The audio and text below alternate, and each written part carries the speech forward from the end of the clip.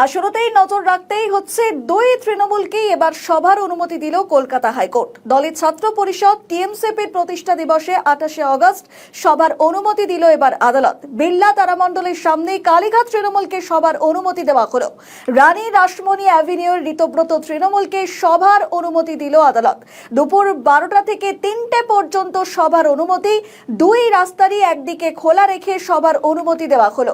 28 August অর্থাৎ শুক্রবার তৃণমূল ছাত্র পরিষদের প্রতিষ্ঠা দিবস, আর সেই নিয়ে আদালতের দ্বারস্থ হয় তৃণমূলের দুই শিবিরকেই সভা করার অনুমতি দিল আদালত। বলা হয়েছে কালীঘাট তৃণমূলের যে অংশ ছাত্র দিবস পালন করতে চান 21শে জুলাইয়ের মতোই বিড়লা তারামণ্ডলের সামনে অর্থাৎ ক্যাথিড্রাল রোডে সভা করতে অনুমতি দেওয়া হয়েছে।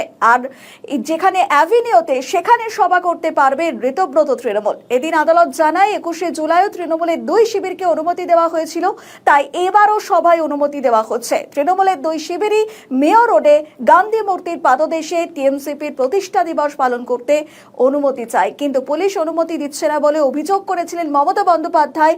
আর সেই নিয়ে কলকাতা হাইকোর্টের বিচারপতি সৌগত ভট্টাচার্যের এজলাসে কালীঘাট তৃণমূল শিবিরের হয়ে আবেদন করেন প্রিয়াঙ্কা অধিকারী। আর ওই একই জায়গায় টিএমসিপির প্রতিষ্ঠা দিবস পালন করতে চেয়ে আদালতের দ্বারস্থ হন ঋতব্রত তৃণমূল শিবিরের সুদীপ রাহক এবং দুই শিবিরকেই কার্যত এবার আদালত অনুমতি দিল।